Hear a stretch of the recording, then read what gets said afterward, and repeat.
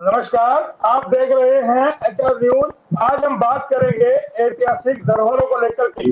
आपको बता दें, किसी भी शहर की ऐतिहासिक धरोहरें वहां का आईना होती है। जो भी शहर में आप जाएंगे, जो वहां की ऐतिहासिक धरोहर होती है, वो बहुत कुछ उस शहर के बारे में बयान करती है।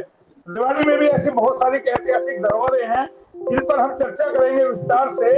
और आपको बता दें कि हमारे साथ जो पैनल पे बैठे हैं, आरटीआई एक्टिविस्ट हैं साकेत ढींगरा जी, और केशव चौधरी जी हैं जो पंचनद के जिला अध्यक्ष हैं, और वरिष्ठ पत्रकार हैं महावीर सिंह निनानिया जी, जिन्होंने ऐतिहासिक धरोहरों को लेकर के बहुत कुछ अपने अखबारों में लिखा है।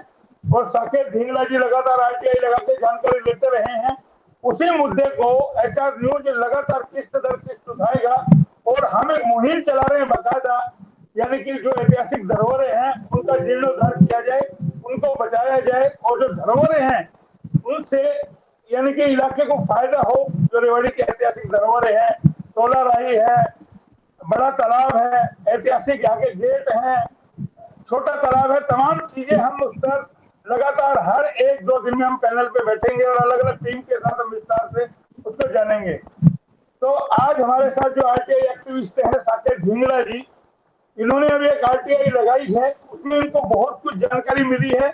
उस पर भी हम विस्तार से बात करेंगे।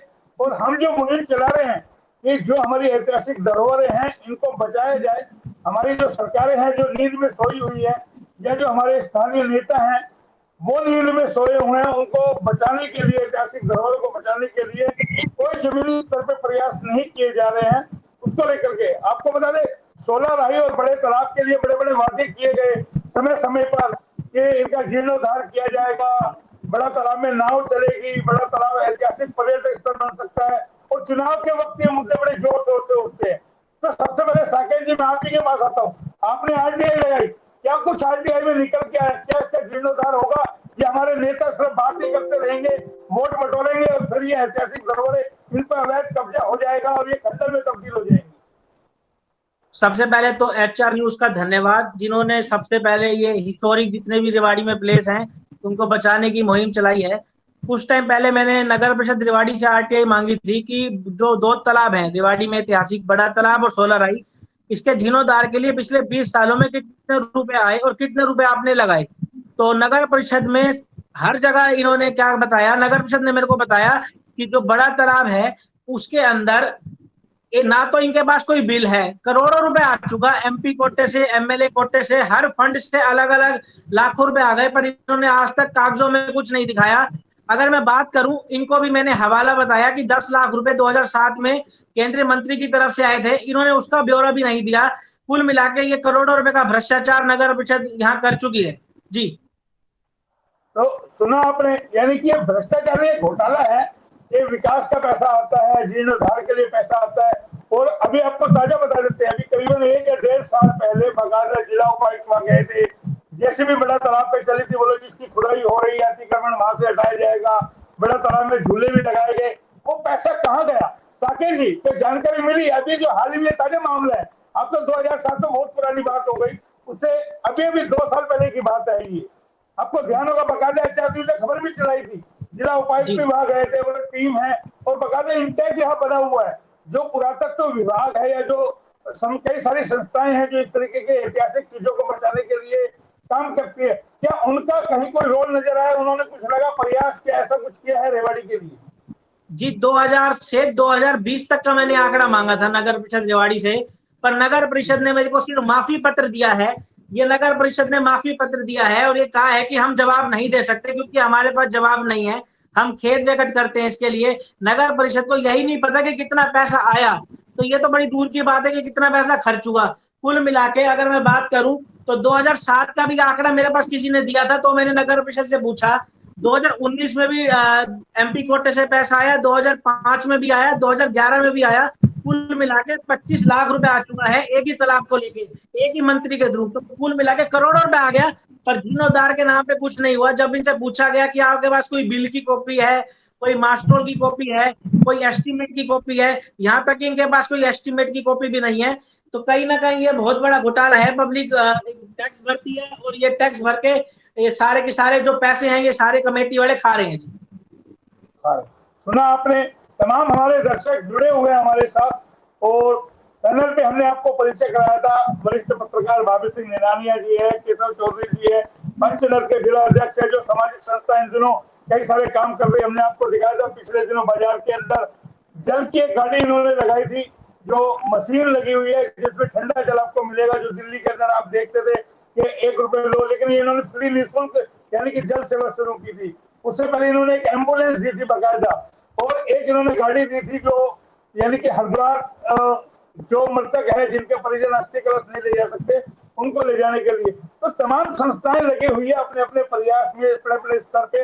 लेकिन सवाल ये उठता है, जो हम मुद्दा उठा रहे हैं ऐतिहासिक धरोहरों का, इनके जीर्णोद्धार के लिए कौन पहल करेगा, कौन आगे आएगा। तमाम संस्थाएं बड़ी बड़ी बातें करती है, लेकिन दो जो धरोहर है मेन रोड पर है बड़ा तालाब। निनानिया जी सुन पा रहे हैं, शर्मसार करने वाली स्थिति नहीं लगती।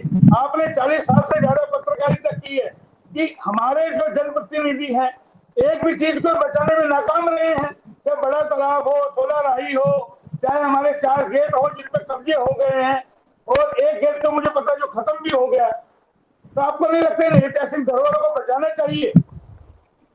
देखिए मोहनलाल जी, ये 16 राही एक ऐतिहासिक धरोहर है और ये बड़ी पुरानी है, प्राचीन से चली आ रही है। रेवाड़ी के अंदर जब कोई पानी का स्रोत नहीं था तो यहाँ इसमें इकट्ठा किया जाता था, पशु पंछियों लोगों को काम आता था।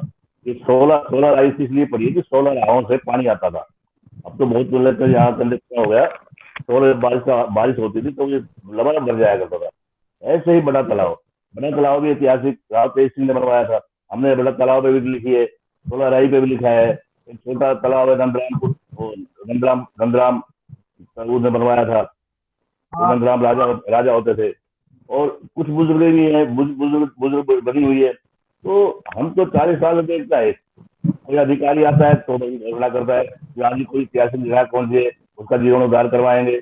और कई नेता भी जब नए नए आते हैं तो कहते हैं जी हम इनका सौंदर्यीकरण करवाएंगे, पर्यटक बनाएंगे। अब देखिए विजय सोमानी एक बार नगर निगम टैक्स के चेयरमैन बने थे, तो उन्होंने घोषणा दी हम बड़ा तालाब को मतलब इसके अंदर वो पर्यटन बनाएंगे, सौंदर्यीकरण बनाएंगे, इस चीज में पैसे आए। तो उनकी घोषणा भी मतलब टाइप फिश रही। देखो हम तो देखते आ रहे हैं। और एक बार इसके इंद्र नाम का सवाल उठता है ना, इसके नाम का जो पैसा आया, आरटीआई एक्टिविस्ट हमारे साथ है, साथ ढींगड़ा जी, ये कह रहे मैंने लगाया, और शर्मसार करने वाली स्थिति है। यानी कि आप देखिएगा क्षमा याचना का वो पत्र दे रही है, ये कह रही है कि हम इसके लिए माफी मांगते हैं। इससे ज्यादा और क्या शर्म की स्थिति होगी? करोड़ों रुपया जो आया है वो कहाँ गया? आज आप देखिए 16 राही पे, बड़ा तालाब पे अवैध कब्जे हो रहे हैं, धीरे धीरे लोग यानी कि अतिक्रमण करते चले जा रहे हैं। आने वाले दिनों में वो सब चीजें लुप्त हो जाएगी, तो कौन जगेगा? क्या लगता है हमारी सरकार, हमारे जनप्रतिनिधि हैं, उनको कोई पेन लेना चाहिए इस पे? देखिए ये सब राजनीति होती रहेगी।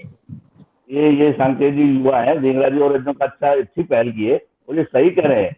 वास्तव में पैसे आते हैं लेकिन वो पैसे पता नहीं कहाँ गोलमाल हो जाते हैं। और रही नगर पालिका का आज का तो नया तो है नहीं, हम तो वर्षों देखते आ रहे हैं।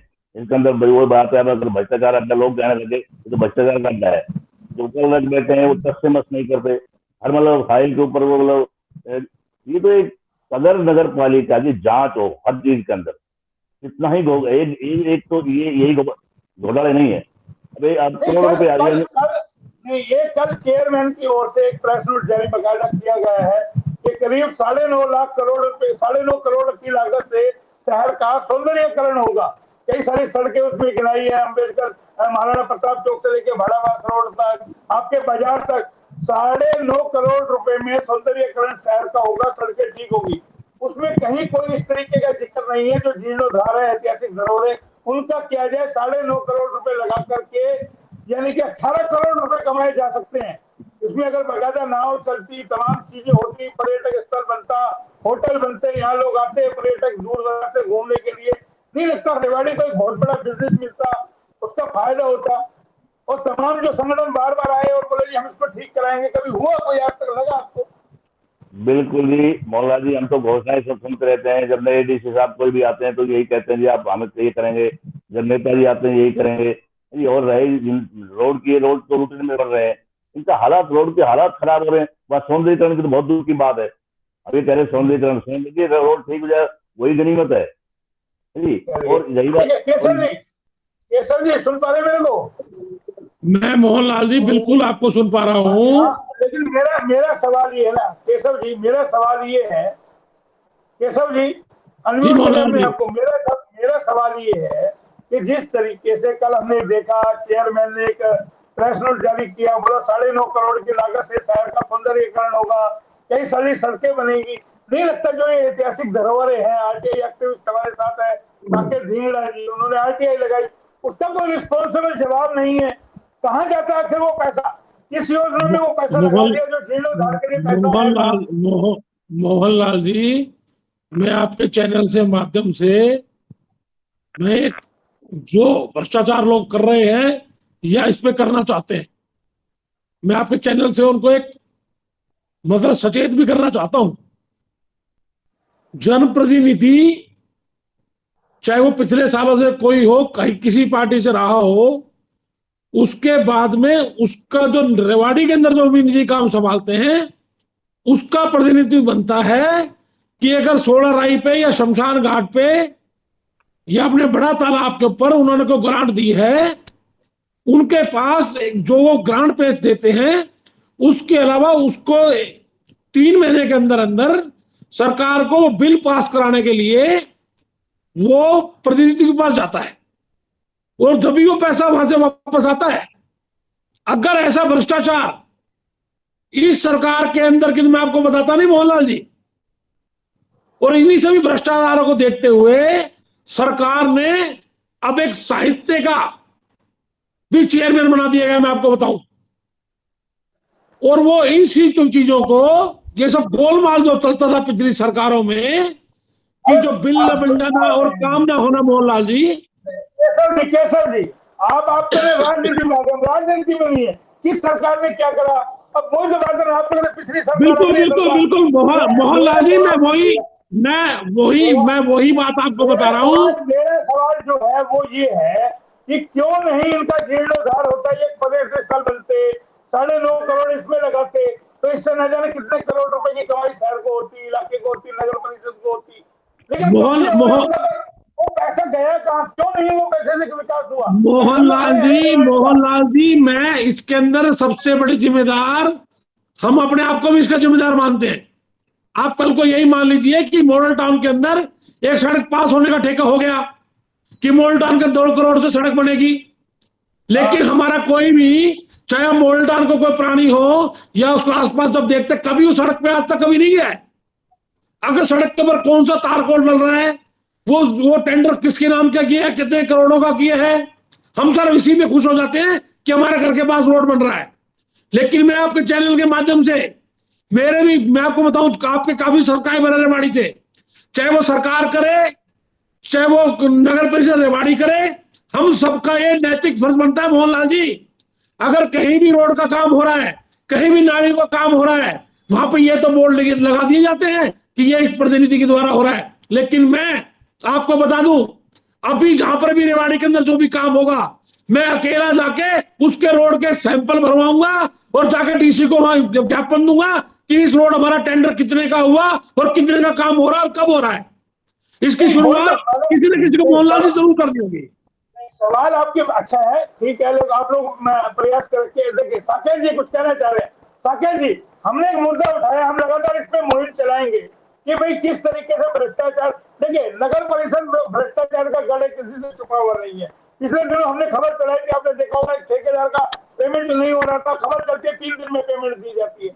आखिर किस तरीके से काम हो जाता है? कोई कहता डी प्लान से काम हो रहा था, एक अम्बेडकर चौक बनता है बाबा साहेब का, जो संविधान के निर्माता है, उन्हीं के संविधान को देखते हुए लोगों को टाइम पे खून पसीने की उसकी जो मेहनत मजदूरी है वो नहीं मिली, खबर चलने के बाद आई, आप लोगों ने आरटीआई लगाई।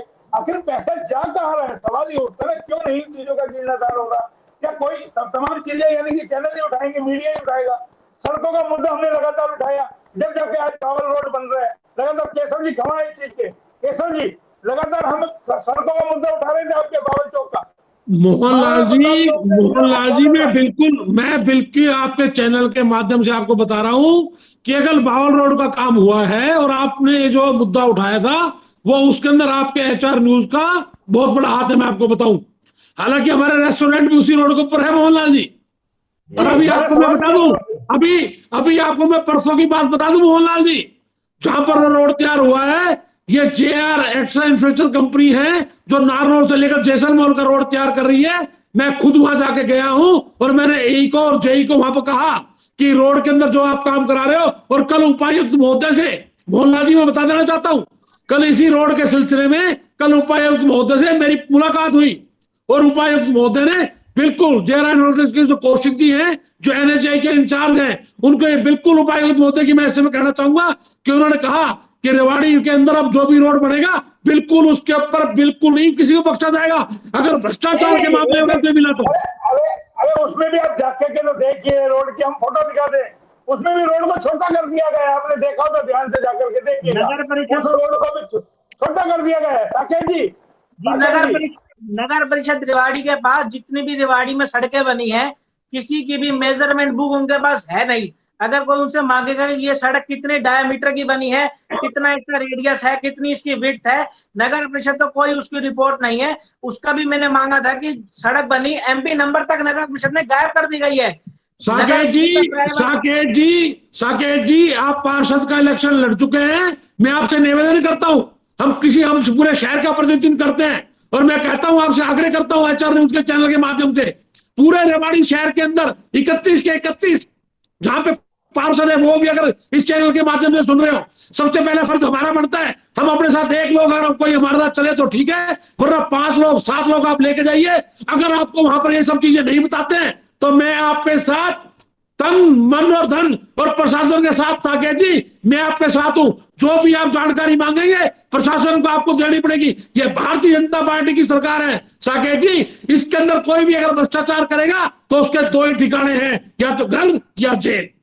सरकार तो पैसा पूरा दे रही है पर नीचे नगर परिषद का कहीं भी आप किसी भी फील्ड को ले लो, आप सीसीटीवी कैमरे को ले लो वहां भी पैसे खा गई, आप कैटल फ्री को ले लो वहां भी पैसे खा गई, आप रोड कंस्ट्रक्शन को ले लो, पैच वर्क को ले लो वहां भी पैसे खा गई। हर वार्ड के अंदर 2-2 हैंडपंप लगने थे, 31 वार्ड के अंदर 62 है, उसका पैसा भी नगर परिषद खा गई। तो कुल मिला साकेत जी अब आप भी भारतीय जनता पार्टी सुनिए साकेत जी, भारतीय जनता पार्टी की सरकार के साथ जेजीबी भी शामिल है और आप उसके अब लोकल बॉडी का आपको भी रेवाड़ी का इंचार्ज बना दिया गया है।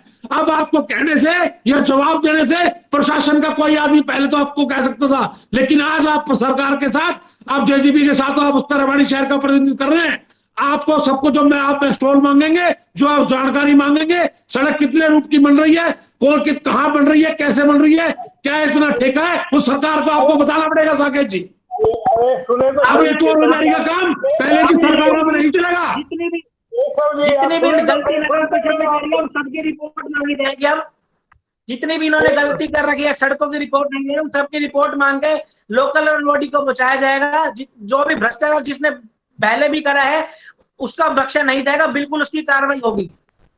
एक सेकंड रुको ना। आप हमने एक मुद्दा उठाया था बावल रोड का। बावल रोड पे जो नाले में सड़क बनी है उस सड़क के हालात आपने देखे हैं?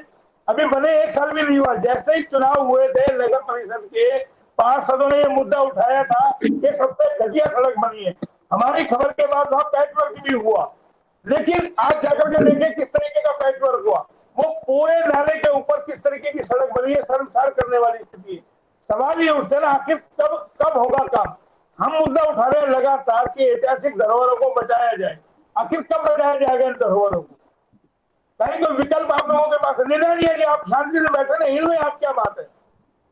निनानिया जी सुन पा रहे मेरे को?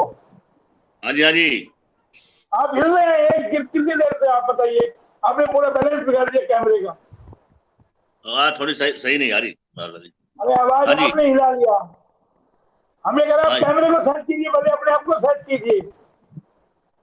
जी कैमरे के फ्रेम में आइए आप साकेत जी। हाँ जी आप कैमरे में आइए आराम से। साकेत जी, आवाज सही नहीं है थोड़ा। राकेश जी, आपने जो आरटीआई लगाई है, क्या लगता है इस आरटीआई के बाद कोई कार्रवाई होगी? कोई बड़े अफसर, बड़े अधिकारी, हमारे जनप्रतिनिधि कोई संज्ञान लेंगे इन ऐतिहासिक धरोहरों को लेकर के? वहां कब्जे हो रहे हैं, अवैध कब्जे हो रहे हैं, किसी तरीके से इनको बचाया जाए। 16 जुलाई 2019 के बाद इस पे कोई भी कार्रवाई नहीं हो रही। इसके ऊपर एक इंक्वायरी पेंडिंग है, अभी तक इंक्वायरी ही पेंडिंग चल रही है। एक्शन साहब ने चारों जेई को इंक्वायरी के अंदर बुलाया था, पर चारों जेई में से कोई भी जेई नहीं आया। अब उस एक्शन साहब की भी बदली हो गई, तो ये मामला लटका रहेगा। ये डीसी साहब के संज्ञान में भी है, पर इसमें कोई कार्रवाई नहीं हो रही, और मुझे नहीं लगता कि कोई कार्रवाई प्रशासन इस पे करेगा। ये जुडिशरी के हाथ ही आएंगे, तो वहीं पे कोई ना कोई केस डालेगा, तो भी इनका हो सकता है कुछ। साकेत जी, साकेत रुकिए भाई। और जो संस्थाएं बनी हैं, जो पुरातत्व विभाग है, जो ऐतिहासिक धरोहरों को बचाने का, इंटेक वगैरह जैसे मैंने नाम सुना, कई सारी संस्थाएं हैं जो इनको बचाते, इनके लिए लड़ाई लड़ती है। आखिर वो संस्थाएं कहाँ हैं? उनको लगा कि उनको इस तरीके की धरोहरों के लिए आगे आना चाहिए। जी, एक तरफ तो पुरातत्व विभाग पुरानी, जैसे आप याद होगा नाई वाली चौक के ऊपर एक छतरी सी बन रही है, एक तरफ तो उसको सरकार बचाने को लग रही है, पर पुरातत्व विभाग, हमारे पानी की टैंकी थी एक, उसका भी अभी तक जांच पेंडिंग है। तो कहीं ना कहीं ये जांच कागजों में ही पेंडिंग रहेगी। बाकी क्योंकि चेन सारी ऊपर से नीचे तक चेन है, इससे कुछ नहीं होना। प्रशासन मौला जी देखिए, ये साकेत जी ने बहुत अच्छा सवाल उठाया। एक टंकी थी, मतलब यहाँ छिपड़वाड़ा के अंदर, बड़े उसमें पुराने सिटी थाने के बाद पीछे, वो टंकी इन्होंने फोड़ दी और उसका कोई आज तक जांच नहीं हुई। उसमें बड़ा भारी घपला था। और तो ये सही कह रहे हैं कि नगर पालिका के अंदर आज का नया कोई खेल नहीं है, ये बहुत पुराना खेल चल रहा है। और मैं तो कहता हूं, जो साकेत ने ये पैसे ये उठाई है, ये जितने पैसे आते हैं, इनकी पूरी जांच हो, और जांच भी कोई उच्च स्तरीय होनी चाहिए, ना कि और इनका बिल्कुल जो बैठे हैं कर्मचारी, इनका तबादला हो सबका, यहाँ से नए लगाने चाहिए। सवाल तो लेखा जोखा ही नहीं है। वो कह रहे बोले हमारे को कोई जानकारी नहीं है। वो तो एक माफीनामा दे रहे हैं कि हमारे पास माफीनामे का क्या मतलब है? आरटीआई में हमने लगाई है, जानकारी नहीं कितना पैसा है, हुआ, किस तरीके से हुआ। देखिए मौला जी, जब ऊपर से पैसे आए हैं तो कहीं लेखा जोखा तो कहीं ना कहीं तो नगर पालिका में होगा, पुरातत्व विभाग के पास होगा, डीसी साहब के पास होंगे, ये लेखा जोखा अवश्य होगा। ये साकेत जी बड़े अच्छी मांग उठाइए। तो ये गोलमाल तो है। इसकी मैं तो कहता हूँ जांच होनी चाहिए पूरी, और जितने भी ये जो इसमें हो, जो सम्मिलित है, उन पर कार्रवाई की जाए। और ये इसमें न्यायिक जांच होनी चाहिए, बड़ी जांच होनी चाहिए, छोटी जांच नहीं है ये। छोटा तो हम तो वर्षों 40 वर्ष से हम देख रहे हैं इस नगर पालिका का हाल। अब केशव जी भी देख रहे हैं। ठीक है केशव जी, आपको लगता है इलाके की जनता को भी आगे आना चाहिए ऐतिहासिक धरोहरों को बचाने के लिए? आज समस्या ये है ना, शहर का कोई आदमी, कोई सोसाइटी, कोई संगठन इनको बचाने की पहल ही नहीं कर रहा है। मठाधीश बन के आ जाते हैं शहर के बड़े बड़े लोग, और यानी कि इनको बचाने के लिए किसी के पास कोई रोड मैप नहीं है, कोई चीजें नहीं है कि भाई पैसा आया कहाँ गया। ये तो साकेत जी ने आरटीआई लगा दी, पता चल गया उस पैसे का क्या हुआ। नहीं, तमाम जो संगठन है, बड़े बड़े लोग हैं यहाँ, बड़े बड़े कई सारे सामाजिक संगठन बने हुए हैं, समाज सेवी संगठन बने हुए, कि कोई तो पहल करता ना कि भी ऐतिहासिक धरोहर को बचाने के लिए आगे आया जाए, और जिससे यानी कि इलाके की आन बान शान बने, और ऐतिहासिक जो धरोहर है रेवाड़ी, जिसके नाम से हम रेवाड़ी को जानते हैं, उसकी पहचान बरकरार रह सके। ना हमारे जनप्रतिनिधियों ने कोई संज्ञान लिया कभी। तो नहीं लगता शर्मसार करने वाली स्थिति है? मोहनलाल जी, मैं इसको अपने रेवाड़ी का दुर्भाग्य कहूंगा। इससे बड़ा रेवाड़ी का दुर्भाग्य हो ही नहीं सकता। सब लोग ये चाहते हैं कि भगत सिंह मेरे घर में ना पैदा हो। भगत सिंह अगर पैदा हो तो केशव चौधरी के घर में पैदा हो, साकेत ढींगड़ा के घर में पैदा हो, निन्याना जी के घर में पैदा हो, मोहनलाल जी के घर में पैदा हो। शुरुआत कोई नहीं करना चाहता, और इसके पीछे बहुत बड़ा नहीं मोहनलाल जी नहीं, लोग भी मेरे घर में लगे। मोहनलाल जी वही तो मैं वो कह रहा हूं कि लोग डरते हैं, लोग घबराते हैं, पता नहीं क्यों। रेवाड़ी के अंदर लोग अपने जनप्रतिनिधि के सामने ही जाके ये नहीं पूछ सकते कि जनप्रतिनिधि जी आपने हमारे 16 राई के लिए या बड़ा तालाब के लिए जो 10 लाख रुपए की आपने ग्रांट दी थी वो कहां गई? कहाँ गए? किसी का, मोहनलाल जी इसको मैं दुर्भाग्य कहूंगा, किसी की हिम्मत नहीं है। लेकिन मैं आपके चैनल माध्यम द्वारा बता रहा हूं, हर महीने अब दोबारा रूटीन के अंदर ग्रीवेंस की मीटिंग आ गई है।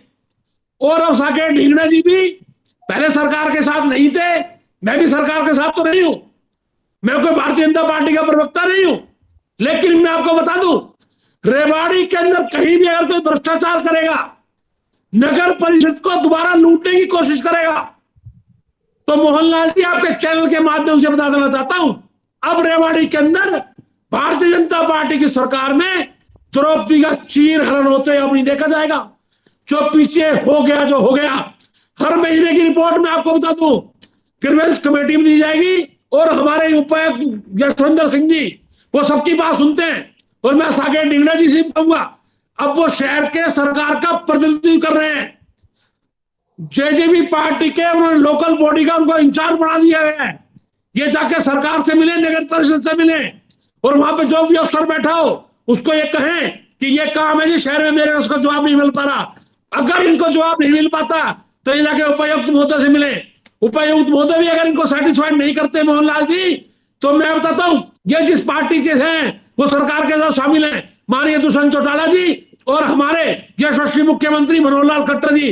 भ्रष्टाचार के ऊपर 1 इंच किसी को पैसे नहीं खाने दिया जाएगा मोहनलाल जी, ये आपके माध्यम से बताना चाहता हूं मैं। अरे ये तो रहा कि इसके ऊपर भ्रष्टाचार, लेकिन एक और मुद्दा हमने उठाया था। मोहनलाल जी एक मिनट, यदि आ रहे हैं आपके पास भी आएंगे। हमने अभी नगर परिषद चुनाव से पहले साकेत जी कई सारे मुद्दे उठाए थे, हमारा सांड का हो, पशुओं का हो, अतिक्रमण का हो, अवैध निर्माण का हो। आपको लगता है रेवाड़ी में जिस तरीके से बेरोक अवैध निर्माण हो रहा है, 5-5 6 मंजिलें बन रही है, बिना नक्शों के लोग बिल्डिंग बना रहे हैं, तमाम चीजें कर रहे हैं, क्या इन पे भी नकेल होनी चाहिए? मोहनलाल जी आ रहा हूँ निन्यानवे जी, और भी पैनल पे लोग बैठे हैं। मैं बोल जाऊंगा। आप बताइए पहले। मैं ये कहना चाहता हूँ जी, देखिए अभी केशव भाई ने कहा कि हमने अखबारों के माध्यम से, पंजाब केसरी के माध्यम से मैंने कितनी बार तालाब के बारे में लिखा, 16 राय के बारे में लिखा, छोटे तालाब के बारे में लिखा, लेकिन आज तक ना तो किसी राजनीतिक जू चलिए, ना ही कोई सामाजिक संगठन आ गया है और ना ही मतलब कोई प्रशासन, बल्कि कहने की बात अलग है। दूसरा आप वाली बात है, आप रामतलाई एक जगह है, रामतलाई का आपने सुना कभी नाम किसी ने? रामतलाई वो भी एक धरोहर थी, बहुत गजब की धरोहर थी। वहां कुआं था और वहां पानी भरता था और रामतलाई एक ऐतिहासिक धरोहर थी और उसके में काफी जमीन थी उसके नीचे। शायद पता है आपको, केशव जी नहीं पता होगा शायद आपको। रामतलाई और सुनिए मैं बताता हूँ, 1 मिनट मोहल्ला। रामतलाई एक ऐतिहासिक धरोहर थी, उसके अंदर जब कृष्ण का भाई बलराम रेवती नामक की लड़की को बयाने आया था, तो उस रामतलाई के अंदर उसको बारात पूरी नाई थी और बड़ा ऐतिहासिक स्थल था, लेकिन वहां खुदबुद कर दी।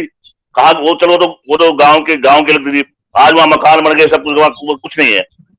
गौशाला जो स्वामी दयानंद की गौशाला है ना, गौशाला उसके सामने थी रामतलाई पूरी, जो खड्डों में, और उसको खुद और भाई और मोहल्ला 1 मिनट, और जो पुराना कोर्ट रोड है, यहाँ एक नाला होता था, नाला और ठेठ आगे तक जाता था गरीबोली रोड तक।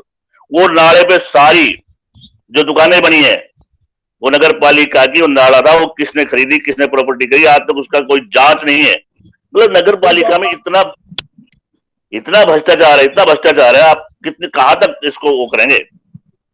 ठीक है, यही तो हम सवाल कर रहे हैं ना, हम भी तो उसको बचाने के लिए लड़ाई लड़ रहे हैं ना जी। साकेत जी सुन लिया आपने।